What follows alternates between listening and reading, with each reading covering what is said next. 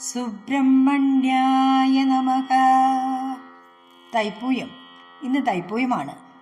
തമിഴ് പഞ്ചാംഗത്തിൽ തൈമാസത്തിലെ പൂയം നാളാണ് തൈപ്പൂയമായി നാം ആഘോഷിക്കുന്നത്. ശിവപുത്രനും ദേവസേനാപതിയുമായ സുബ്രഹ്മണ്യ സ്വാമിയുടെ പിറന്നാളാണ് തൈപ്പൂയം എന്നും വിശ്വസിക്കുന്നു.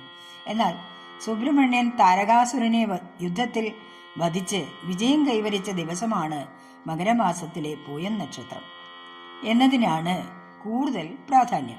തമിഴ്നാട്ടിലെയും കേരളത്തിലെയും സുബ്രഹ്മണ്യ ക്ഷേത്രങ്ങളിൽ വളരെ വിപുലമായി തന്നെ ഈ ദിവസം കൊണ്ടാടുന്നു. തൈപ്പൂയ ആഘോഷത്തിന്റെ ഭാഗമായി ഭഗവാന് അഭിഷേകങ്ങളും കാവടിയാട്ടവും ഉണ്ടാകാറുണ്ട്. താരക നിഗ്രഹം കഴിഞ്ഞു വരുന്ന സുബ്രഹ്മണ്യ സ്വാമിയെ പടയാളികൾ തങ്ങളുടെ സ്വീകരിച്ചു. കൂടെ ഭക്തജനങ്ങളും ആനന്ദ നൃത്തമാടി. യുദ്ധത്തിൽ വേലായുധ സ്വാമിയുടെ ദേഹത്ത് ഏറ്റിരുന്ന മുറിവുകൾ ശമിപ്പിക്കാൻ ശരീരം ഔഷധജലം കൊണ്ട് അഭിഷേകം ചെയ്തു. ഇതിന്റെ ഓർമ്മയ്ക്കായിട്ടാണ് ഇന്നും തൈപ്പൂയ ദിവസം കാവടിയാട്ടവും അതുപോലെ ഔഷധ വസ്തുക്കളാൽ ഭഗവാന്റെ വിഗ്രഹത്തിൽ അഭിഷേകവും നടത്തുന്നത്. ജ്യോതിഷത്തിൽ ചൊവ്വയുടെ കാരകനാണ് സുബ്രഹ്മണ്യൻ. കുജദോഷമകറ്റാനായി തൈപ്പൂയത്തിന് ജനങ്ങൾ വ്രതവും നോൽക്കാറുണ്ട്. സകല അഭീഷ്ട സിദ്ധിക്കും സുബ്രഹ്മണ്യ സ്വാമിയെ ഭജിക്കുന്നത് വളരെ ഉത്തമമാണ്.